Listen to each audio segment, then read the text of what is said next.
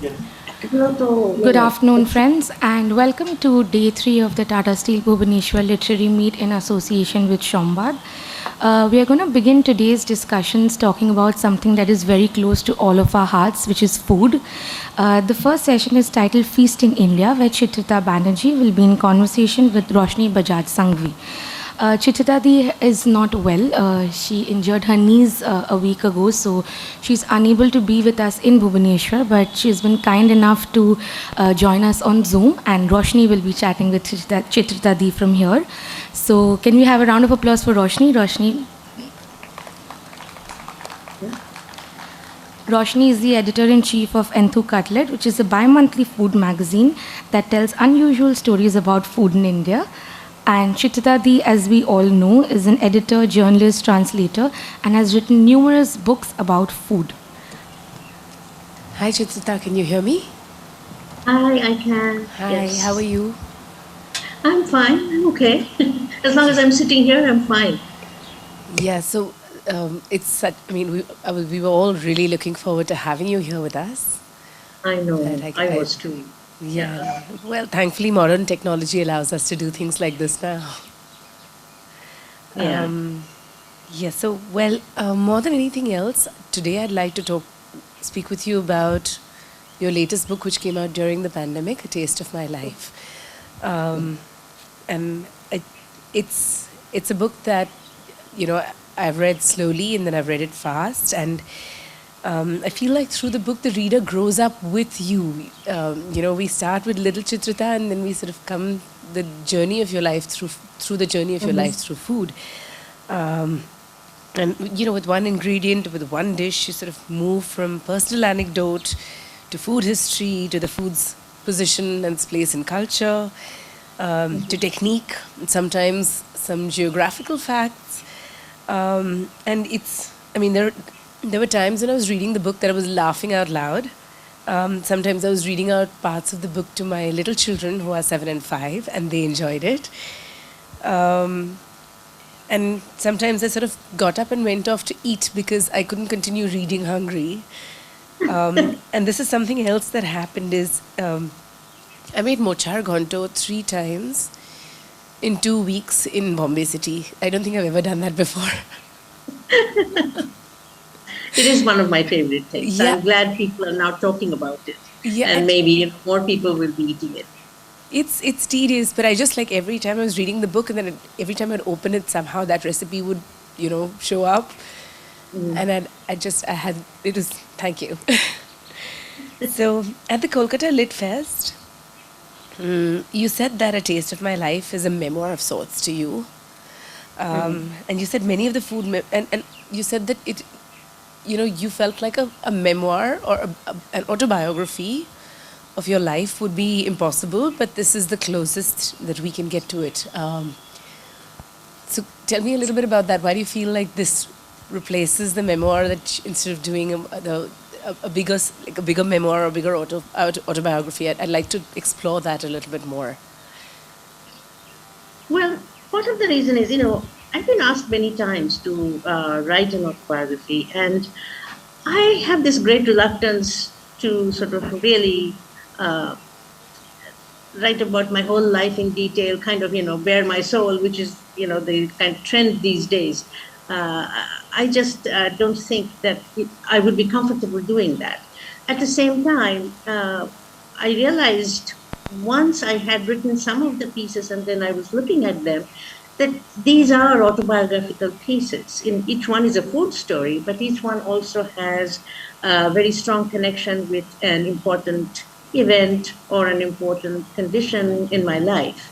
Yeah. So I thought, well, why not, curate them in such a way that they add up to a representation of a life, even if it is not a detailed, I was born in such and such a day and this is what I'm doing today, kind of a account of my life. And when I did that, I wrote a few more pieces to add to that. I actually really enjoyed it, doing it this way. And I felt that I was being honest with my readers, which is one of my big things, I don't like pretense in any way. And so I felt I was being honest with my readers regarding my experience and regarding the role of food in my life, and also regarding the culture from which I have come and from to which the food is connected. At the same time, I felt that I wasn't really uh, talking about things that were too private to talk about. I know the definition of privacy is very elastic, and these days more and more things are talked about that probably weren't maybe 20 years ago or 30 years Yeah. ago. But at the same time, I draw my own line, and I felt that I could do that here at this, and yet give you a picture of a certain life. And so that's how we made the book, and my editor was very happy with that. So there you are. That's what it was. Thank you. So one of the things that I noticed, and sort of leading from what you just said, is a lot of the food memoirs that we see now, or a lot of the sort of autobiographical food writing that we see, whether it is essays or sometimes now on Instagram, it can be quite self-indulgent. Like a lot of the Yes. food, they're very self-indulgent. A taste of my life, I felt, was like was not in the least bit self-indulgent, not for a second, not even one sentence of it. At every point, I felt like it was about you, but we were always learning something new with every sentence, and with every paragraph, we were learning something new about food, and we were feeling differently. Right? I feel like the book was very evocative, and that's a very fine balance to achieve: is to make people feel and to make people learn through stories of your own life without being self-indulgent. I would love for you to talk a little bit about this and about how you managed to achieve it. And perhaps if you have advice to give writers who are venturing into this area now. One of the things I've noticed over the last few years is, yes, it's partly because the internet allows everybody to write and post things, which wasn't possible 20 years ago. And is that there is a lot of, there is a kind of assumption that if you're going to be writing about your personal experience with food, it has to have a very nostalgic tone.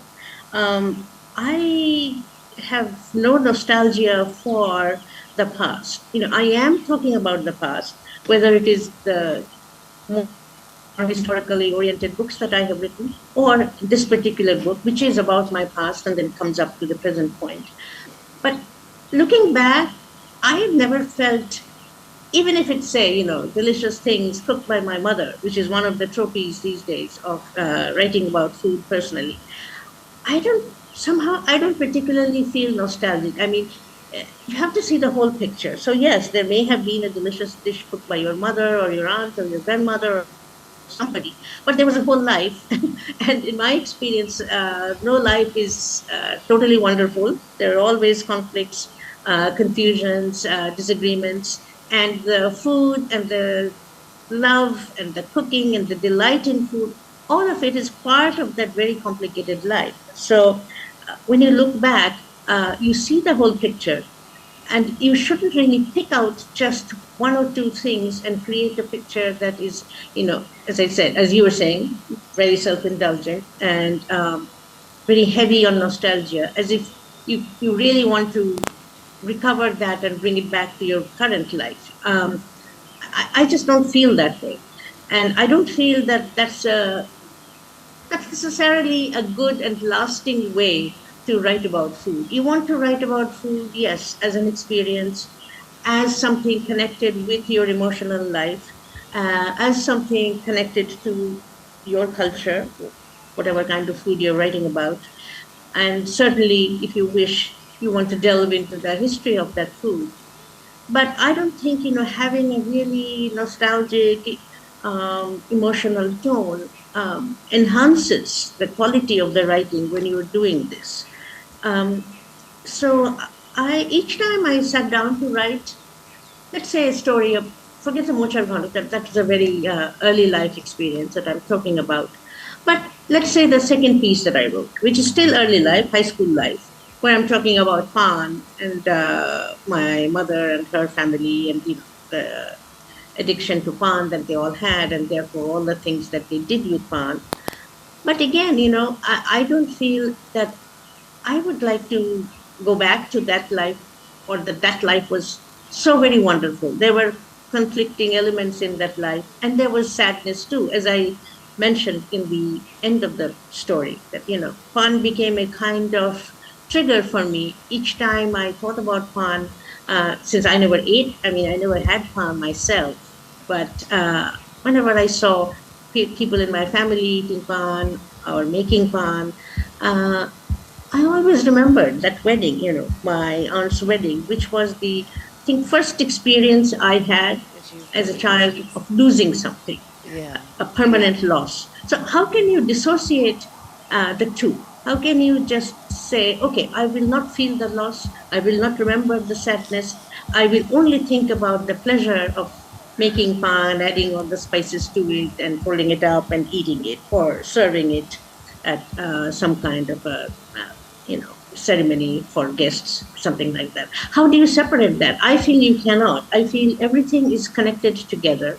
And so when I write about both the experiences, the tactile pleasure of seeing pan being made up, of having the smell of the various items that go into the pan, including the perfumed tobacco, and at the same time, the pan that becomes a kind of signal that, life is going to change, that people are going to move, that you are going to lose, is a kind of period in your life that so far you had and enjoyed very much. And you have to learn to accept that loss. So I know all of this may sound terribly philosophical. I don't mean to be, but this is how I look at, everything related to food. It is a very complex thing. It is also a snapshot of a moment that, like you said, is it cannot be replicated and it cannot be reproduced. You bring this up in the chicken sandwich story. Oh, by the way, I I also did land up buying a dozen pans while I was reading that. Like, there's this really Yes. lovely khaskhas and coconut pan Yeah. shop. They stuff it with khaskhas and coconut, and when I was reading that chapter, I think you made me eat a lot while I was reading the book. Then in the chicken sandwich one, which sorry. No, I said it sounds delicious. So, yeah, thank you.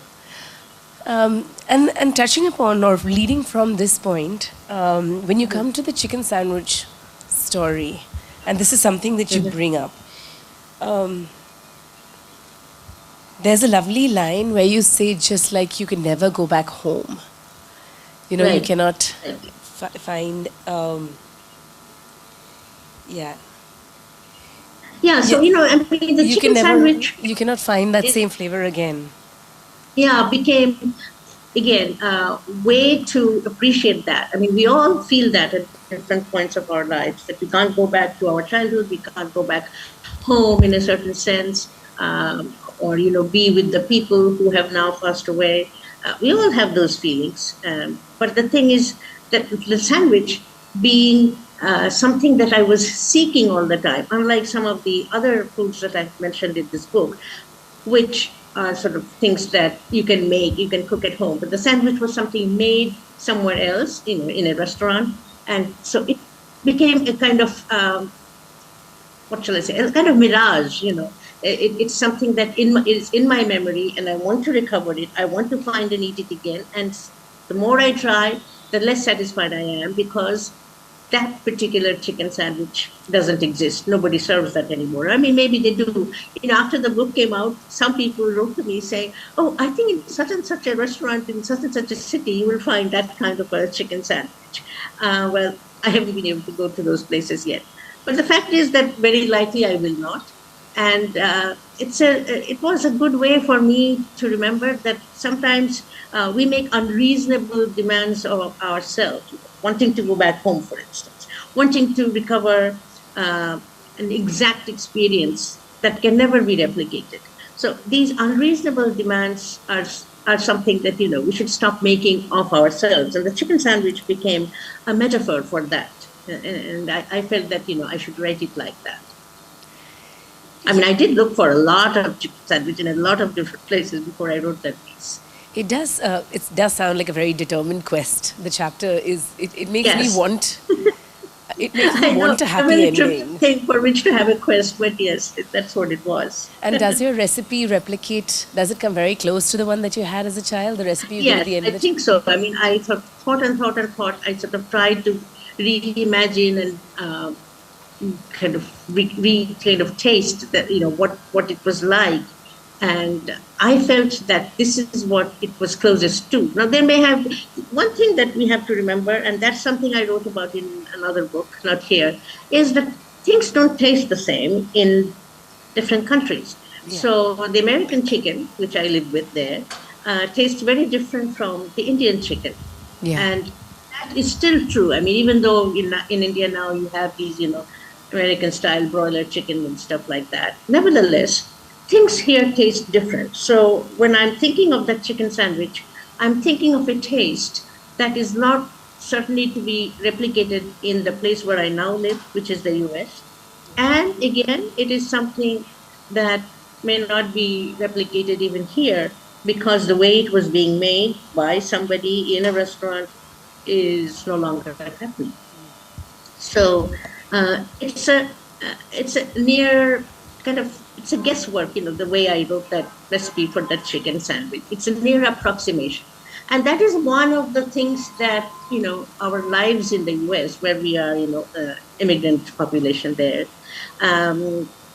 goes on. We are always trying to recreate things from our memory, but even if the ingredients are the same, let's say a cauliflower dish, the cauliflower or the potato, I've noticed, just doesn't taste the way it does here.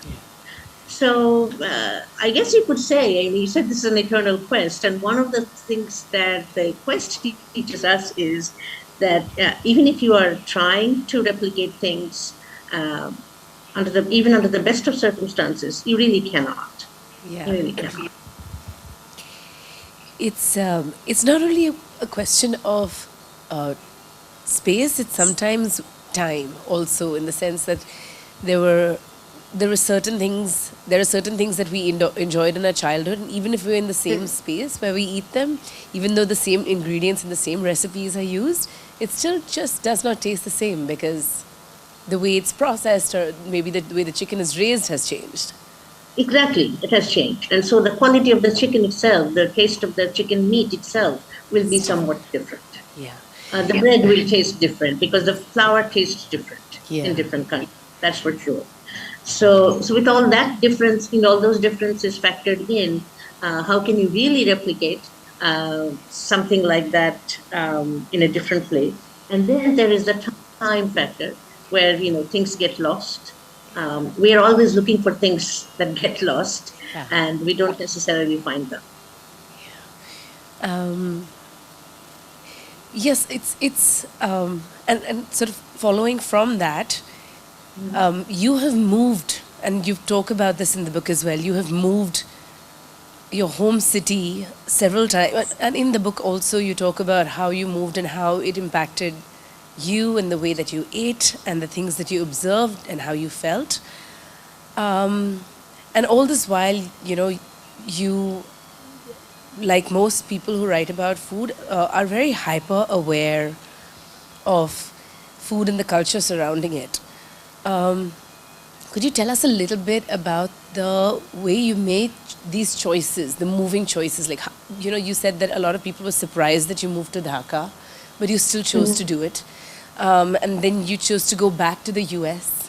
And I feel like when I was reading the book, I wanted a little bit more detail about what Chitrita at that time was thinking about moving, uprooting herself and transplanting herself to other locations, and how it informed you and changed you as a person. Well, remember, I was not a food writer at that time. I was a very young woman. I see, this is the thing. I mean, personal choices happen because of certain events taking place in your life. So the move to Dhaka happened because I happened to meet a person that I married in the United States, who was, a fellow student, but who happened to be from Dhaka. And so once the Bangladesh War of Liberation was over, it was a natural decision for him to wish to go back there and work there. He was an economist and he wanted to work in some way to serve the new country. And I did not feel very strongly at that point that I don't wish to go. I felt, oh, this might be an adventure, a new place. Because remember, I also say in that piece that my family was, very well entrenched in West Bengal. We were totally, this Ghoti family, as we say.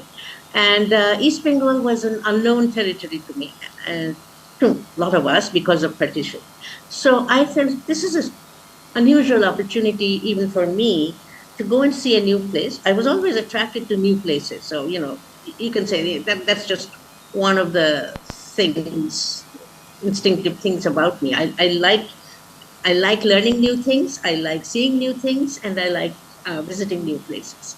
So at that point, when I was, very young and enthusiastic about everything, I thought, oh, this will be fun. Let's go and find out what life is like over there. And I won't deny that in many ways it was a big shock to me. First of all, because it was a war-torn country. Life in West Bengal, for me at least, had been very comfortable, very safe, very secure. And over there, I was, plunged into a place where, a lot of things were not available, where the, country had been torn up, where, even roads, bridges, everything had been torn up. So going from place to place was a, difficult enterprise. And I know Calcutta is a city with economic inequality. It has always been, all cities in India are. But I had never been exposed to human suffering, which was the remnants of the war, in such a way up front. So you can say, well, did I want to leave immediately? I did not. I just felt, well, I have to live through this and see what I can make of my life here. And food became one of the sort of more pleasurable things. On the one hand, yes, you were aware of a lot of people who didn't have much to eat. In fact, while I was there, the famine of 1974 happened, and I lived through that, and it was a really terrible vision of human suffering that I encountered. But on the other hand, on a day-to-day basis, visiting family members and friends, I saw food in a very different light from the way it used to be in my Calcutta home or in the homes of my relatives and friends in Calcutta. And so instinctively, without really consciously thinking about it, I think that was the point in my life where food became a teaching experience. So here we were eating the same foods, and yet everything kind of tasted different because it was cooked differently or because the combinations of items were different. And I found that, I didn't like everything I ate, but, I really found it very, very interesting. And in this book, in the Taste of My Life, you will see there are a couple of recipes where, I specifically mentioned, maybe one recipe I specifically mentioned that came from there. But there are many other recipes in my previous books, which were the product of my time in Bangladesh. Now, again, you're saying, why did I move? Why didn't I, stay on forever in Bangladesh? Well, again, that became a personal issue. On the one hand, life was just becoming very, very difficult, and I felt more and more kind of like an alienated outsider there. I really could not blend or fit in there. I could not feel that I could be accepted totally by everybody. Everybody, even, friendly people, kind of had a reservation about me, this strange person who came from India, went to the US, married this guy, and then came here. I was just so different from everybody else. And that sense of difference always seemed to intrude between me and the friendships I wanted to make. And aside from that, well, I had personal issues too with the marriage. So in the end, I decided that my life will not be here, that I would have to move. And the natural thing was not to go and settle again in Calcutta because I felt that would be again very difficult for me. The natural thing was to go back to the United States, and I was fortunate enough to be able to go there, to get a job, and to settle down there. I was very, very fortunate to be able to do that. But I felt at that point, let us say this is in the 90s, I felt that the move to the US was primarily because the US gave me a space to be myself without interference. Sure, I was a foreigner there in a certain sense, but I didn't feel on a day-to-day basis that people were, you know, questioning me or anything and everything I did on the basis of the fact that I was a foreigner or an outsider. You know, that didn't matter so much. And also I had the freedom to be and do things without being answerable to anybody. You know, this is one of the things about more traditional societies that somehow, and especially for women, you're always being answerable. You're always being asked, why did you do this? Or don't do this. Or this is not a good idea.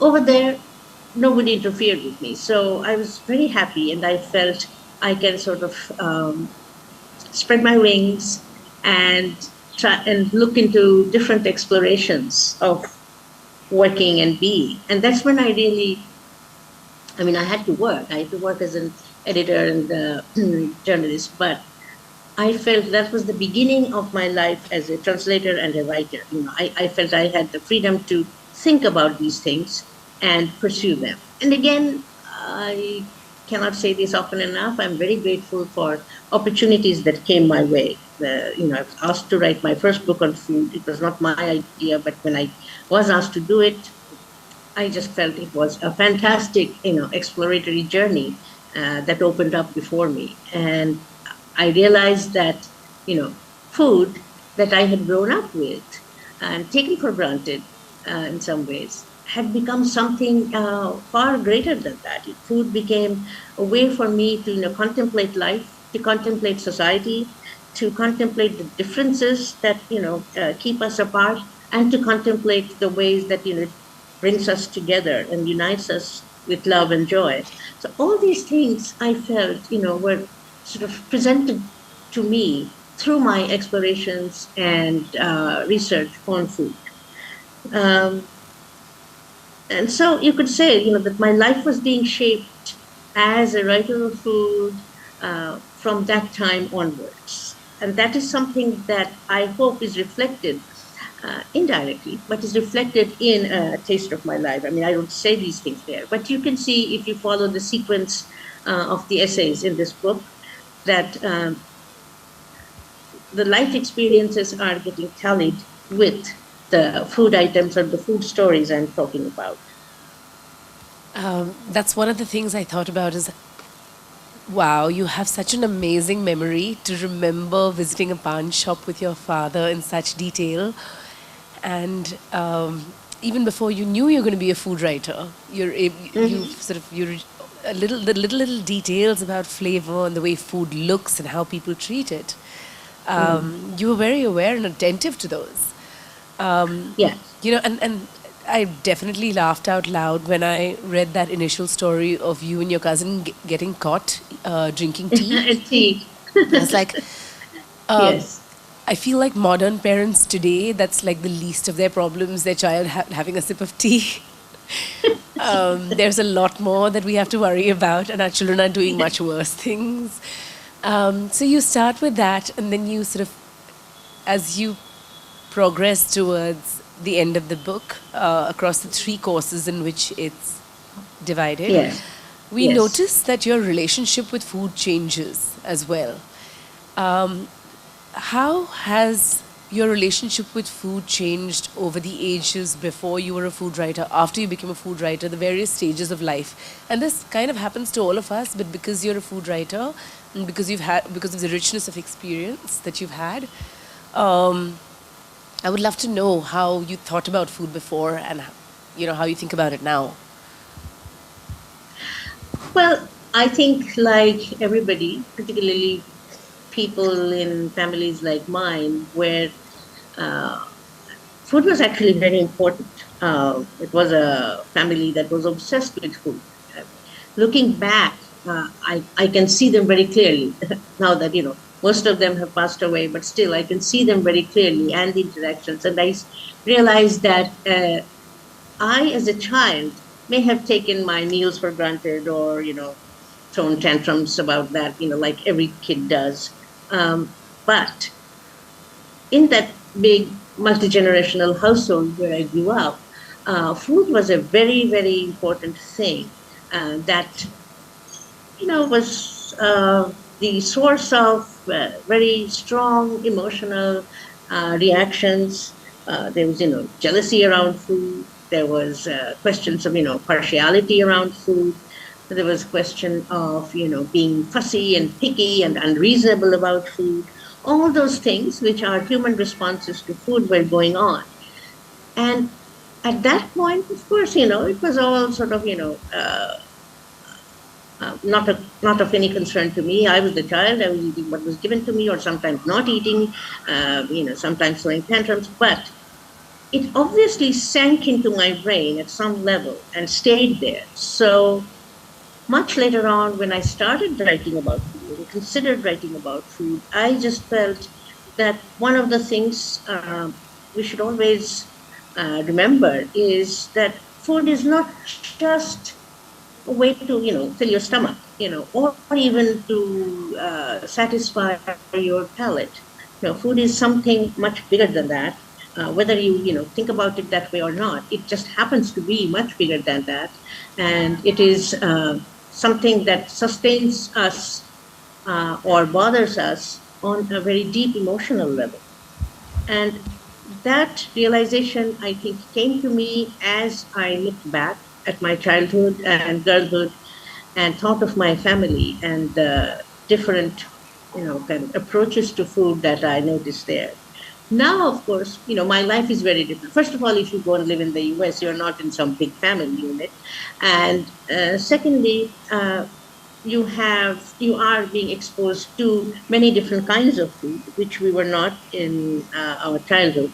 We were only eating, say, Bengali food with the occasional foray into restaurants for somewhat different kinds of food, but really, we didn't have the enormous variety of cuisines that we have today available to people in the cities of India. But the variety of cuisines from different countries, mostly European countries, was there right from when I went to the US and up until now.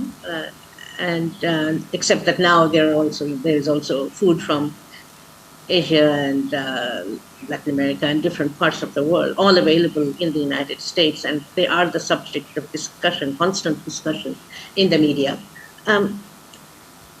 For me now, when I think about food and when I think about what you said is my relationship to food, I feel that I have, explored it in the more, complex relational ways with people.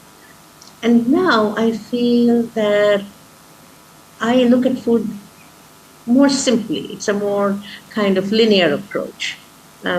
So food to me has become something that, holds me and something that gives me my identity so that I continue to live in the US as an outsider, and yet I don't feel like an outsider because inside me, I know who I am. And this I know who I am comes from my sense of the food that I have always known and grown up eating and that I write about, Bengali food. So my identity as a Bengali is very tied to my food, and it has never been affected or diminished because I live in a place so far away. Never. So that is how food has become in my life. It's a very strong thread that binds me to my past and also anchors me to the present. That's how it has become.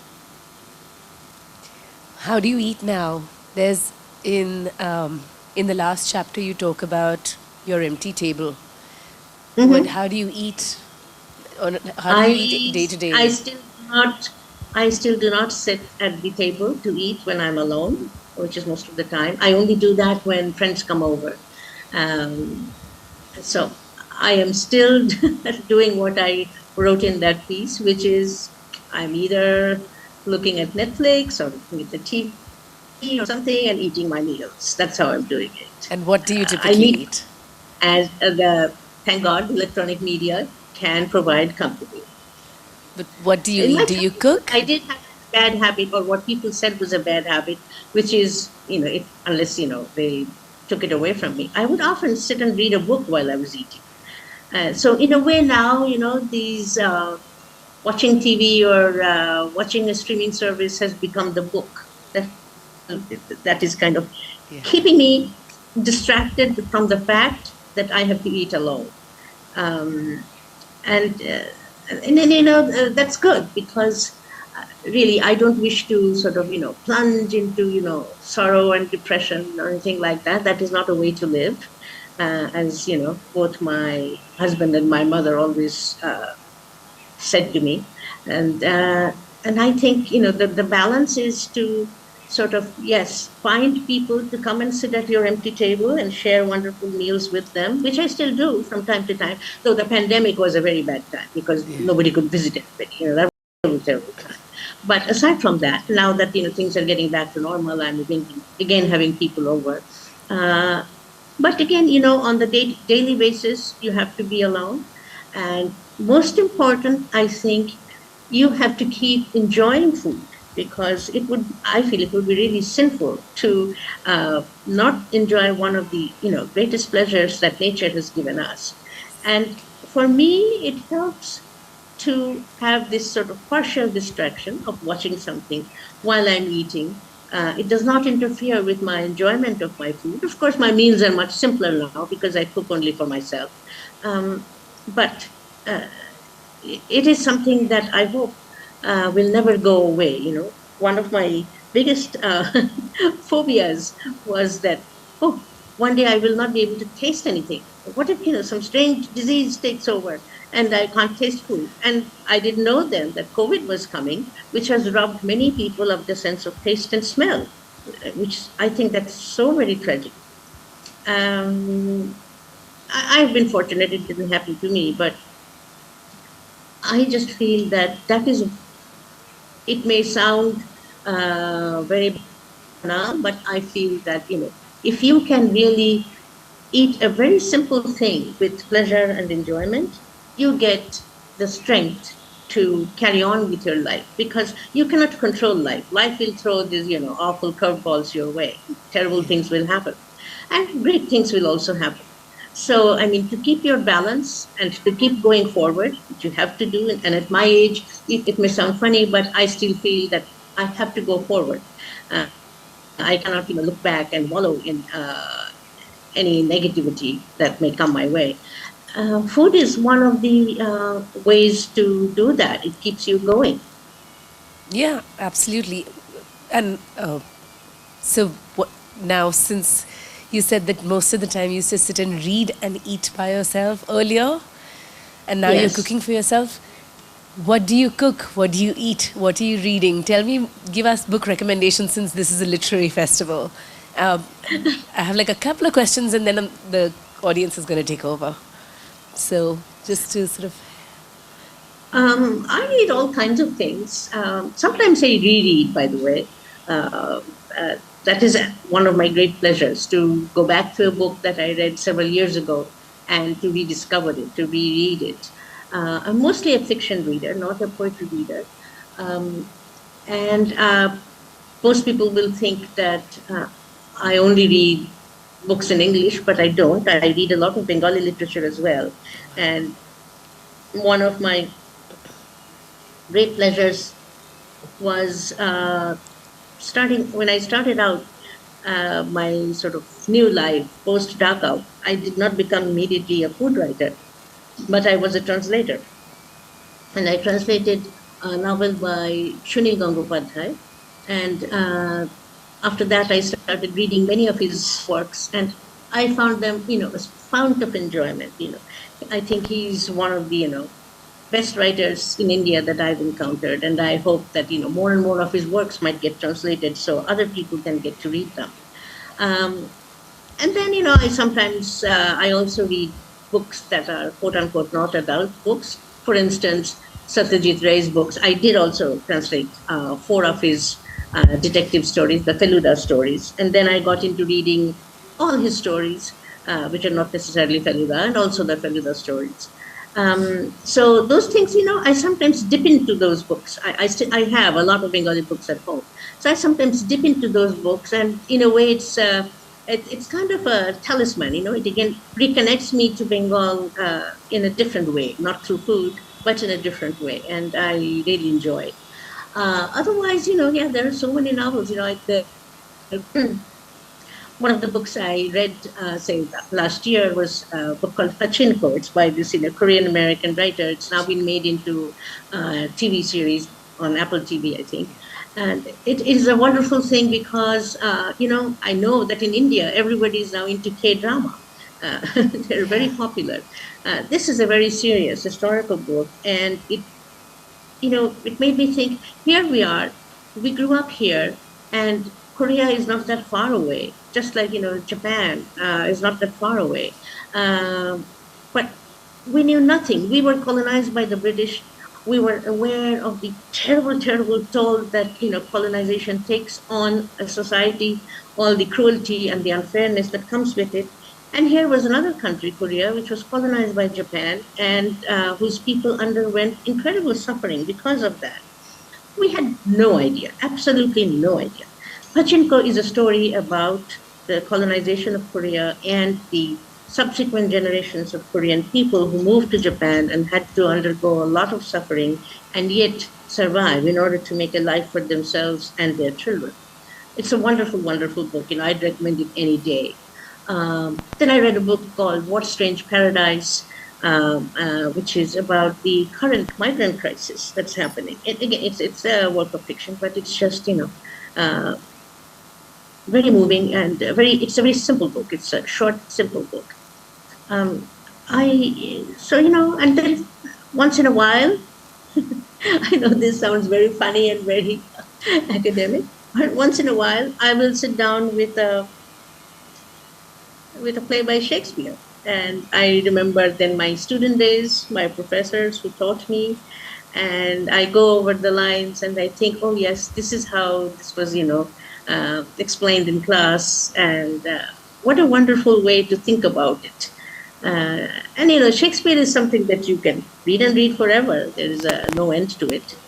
So, my reading choices are not necessarily popular choices. I don't expect people to follow them. But I'll just say that the reading per se, is something that is very sustaining. And the more difficult your life gets, the more sustenance you can find, I think, in reading, because books are what connect you to all of humanity. It doesn't matter where you are from or where the books are from. The common human core is still the same, and the common human experiences are still the same. And you're getting to share that by reading. So. Absolutely. Thank you. That was so beautifully put. And I've definitely made a mental note of Pachinko and What Strange Paradise. Tell us a little bit about what you're cooking and what you're eating, and then I'm going to hand the mic over to the audience. Well, as I said, unless friends come over, I don't make big meals anymore. I used to, but I don't anymore. And when I do, you've seen some of the recipes in that book. You have it with you. So I do make some of those things. And they give me great pleasure. But on a day-to-day basis, during the day, I'll probably mostly, eat eggs or salads and things like that. As a very true blue Bengali girl, I am still very addicted to rice. So these days, a lot of people will say, don't eat rice, it's no good. I don't agree. And very fortunately now, there are stores that will sell very good quality Indian rice or Bangladeshi rice. And so you have a kind of variety, which you can pick from. And so, I would say 3 or 4 times a week, I would probably make rice for dinner and have a vegetable with it, and very simple. I'm now really into simplicity. So I don't make, an elaborate vegetable dish for myself. I'll make something very simple, with say, just seasoned with pachforon and, dried red chilies and something like that, or just something with, garlic and chilies, or nigella and green chilies and stuff like that. And then I'll make a very simple dal, and that's good. Once in a while, I do make, fish or meat for myself. I do. I'm not saying that I've become a vegetarian in my old age, not at all. Um, and again, when I do, it's something very simple and very Bengali. So that's what I'm making. Lovely. You've managed to make that simple food sound pretty delicious in the sense that I don't think I've done something simple with nigella and green chili before, but I know I'm definitely going to be doing that when I get back home tomorrow. Yes, nigella and green chilies are a great combo. It sounds like it. I don't know. It's, yeah, definitely good. And I'm guessing that it'd be highly versatile. It would go with most vegetables, right? Yes, it will go with many vegetables. It also goes very well with fish. We do that here a lot. When a Bengali makes a, sort of very light, brothy kind of fish preparation with a rohu or a katla or something like that. We don't have those there, but, I make that with salmon. It works very well. It's a very fragrant kind of a product that, comes out when you make a broth out of that. So not too spicy and yet very, very tasty. Thank you. That's a recipe we're going to try. Does anybody have any questions for Chitrita? Good afternoon. I'm Devashish. We are a foodie state. Odisha as such, even our Lord Jagannath is a foodie. So we have a large 56 course kind of dishes. During your days when food writing was not that much in vogue and you were among the early writers, how different do you think the younger generation find that to take as a profession? With shows like MasterChef, like we have a Oriya guy, Avinash Patnaik, who just got eliminated from MasterChef this week. But, somebody who was writing on, including floral flavors to Oriya cuisine and giving it a twist. So how easy and difficult it is for writers like the young writers like them or researchers like them who just started to write about food compared to, the times when you used to write? What is the advice you would give them? That is one part of my question. The other part of my question is, post the pandemic, when people somewhere slowed down because they were shut in houses and we were fast moving into just fast food and junk food and not enjoying what we were eating, and this particular pandemic forced us to have a different look at it in terms of how we perceive food and read about food and stuff like that. So do you think post pandemic your audience has improved, been more informed, and is the audience larger for young food writers? Do you think that's a serious profession which can get pursued now? Well, I think that when I look back, I wrote my first book. The first book I wrote was published in 1991. It seems like, the ancient history. And since then, one of the great changes that has happened is, of course, the internet. And like everything in human civilization, it's good and bad. The good thing is that it has allowed people to access information which they simply couldn't in the past. How many people would be able to go to a different city, to a different library, and look up a particular item that they were researching? They couldn't. But now you have huge libraries. Certainly, the foreign university libraries are digitizing their books.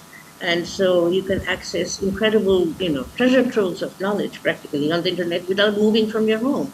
And that is one thing that I hope that the new generation of food writers will make the most of. It is a wonderful resource.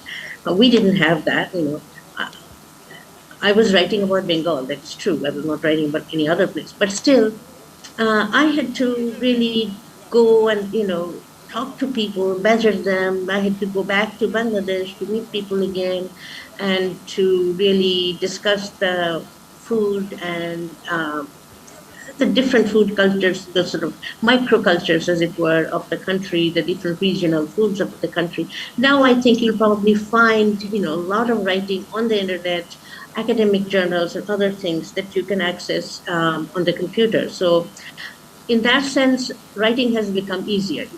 You can consult each other. You can email many different people and get answers from them, again, sitting at home, not running around anywhere.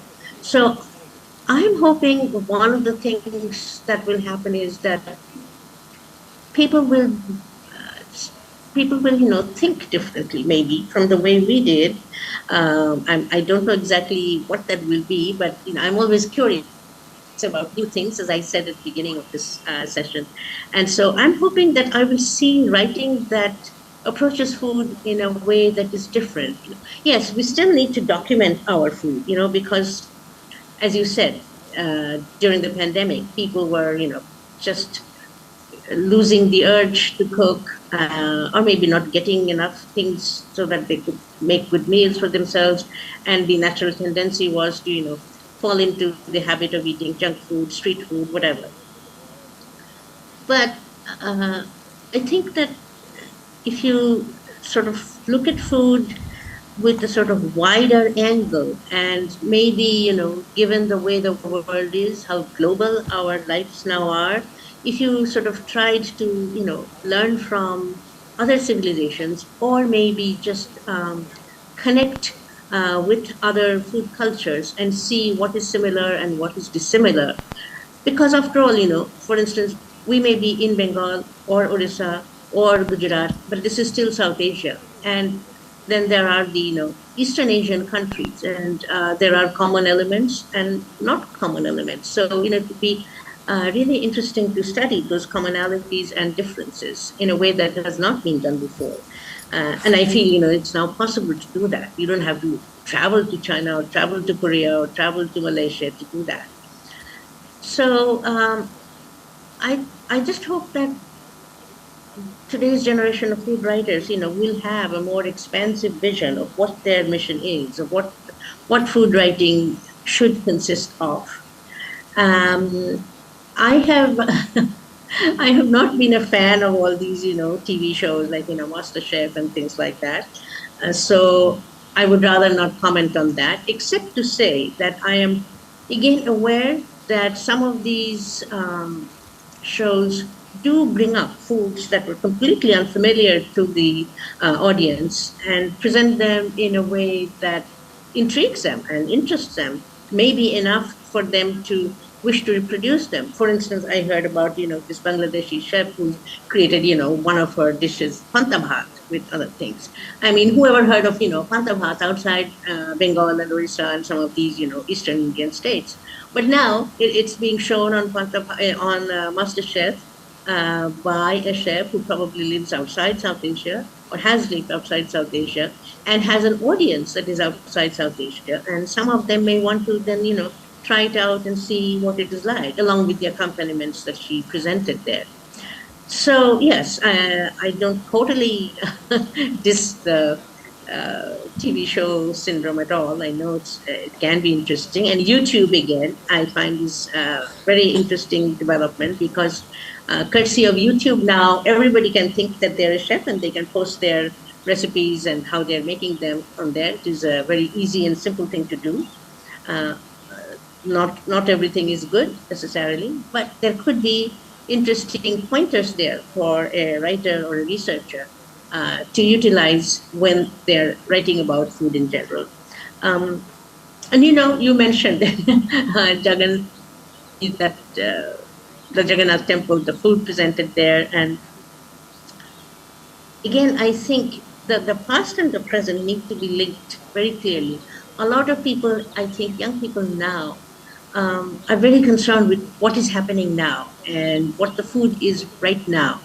I would say that it's always good to not forget that the past is still with you and that the past is where we come from. So the food that is served in temples, for instance, the Jagannath temple, is a kind of base from which, the modern cuisine has come, whether it is Oriya or Bengali cuisine. There is a lot of commonality there. I happen to write a biography of Sri Chaitanya, and when I was researching and studying the books that were written about him in the medieval period by people who knew him, say, 16th century biographies, I was, astonished and charmed to find that there were long passages describing meals that his devotees cooked for him, with great love and joy, and presented to him. And I just felt, what a wonderful thing to see and to contemplate, that here is somebody who's a religious reformer, and yet he does not present an aspect that is, austere and harsh and cold and removed from all human pleasures. Instead, he's somebody who enjoys eating a wonderful meal that has been made for him by people with total love and devotion. And there are detailed descriptions of those meals in those biographies, and a lot of them are very similar to what we still eat today. So, it's good to remember that there is a sort of very strong rootedness in our cuisine that carries forward, and that the new things that we are incorporating are things that we put on top of that. But so it's not a good idea to just think about and write about what is on the surface. I think from time to time you need to delve back into the past, into the depths, as it were, and see where things came from. So that's what I would say.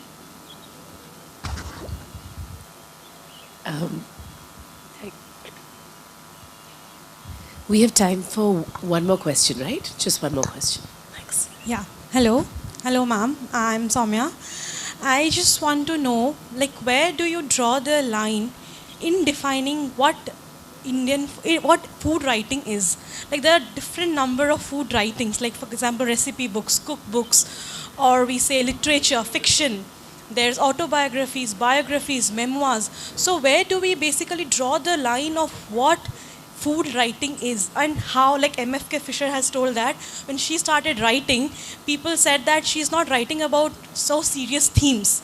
So when we take up as a research student in food writing, I really get confused of what is exactly food writing, and especially Indian food writing, and how do we draw that, how do we define that or draw the border between what is Indian food writing and how it has serious implications as in a literature background? In my own writing, this question has come up. I frankly don't care for the word food writing at all. We say that because it is a convenient way to demarcate a certain amount of things that are published. But really, food is not separate from life. And so I just feel that if you are writing about food, it is not really a bad thing to enrich your writing by bringing in different aspects of life into that. Because food is not something in isolation.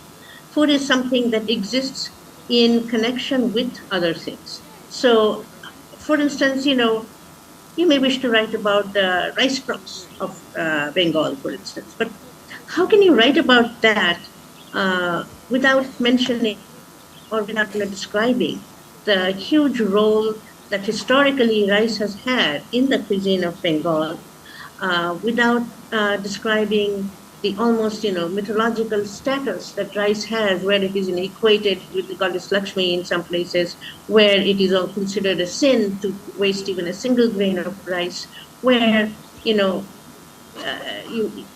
have situations, very sad situations where people are begging on the streets or during famines, for instance, where all they're asking for is the starch that you have, thrown out of the rice when you made the rice. All of these things, rice becomes, when you're writing about rice, it becomes not just a food grain that is cultured that is cultivated in a particular geographical location, but it is a larger than life element that has sustained a culture and a civilization in that location.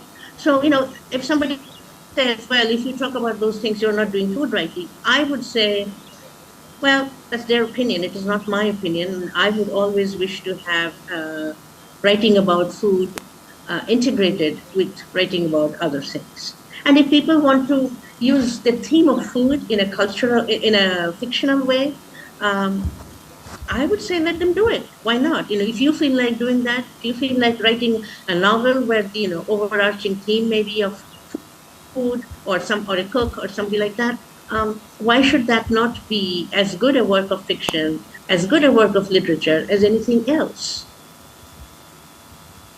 So I would say keep an open mind, and really, for most young writers, information will always be very important. Research will always be very important, but how you feel about your subject will be equally important. And each of us is different, of course, so we feel differently about different things, but that will be very important. Sorry? Okay. Thank you, Chitrita. Thank you Thank so you. much for making the time for this while you're in some discomfort, and I hope everything goes well. Thank you. We really wish you could have been here in person, but we're going to cross our fingers for next year. I would love to see you all in person. I'm so sad I couldn't make it. So sad. Oh, Yeah, it would have been lovely, but like you said, 20 years ago, this would not have been possible, or even 10 years that ago, is right. perhaps. That is right. So let us be grateful for what is possible. Yeah. Exactly. Okay. Exactly. Thank you, Yeah. everyone. Um,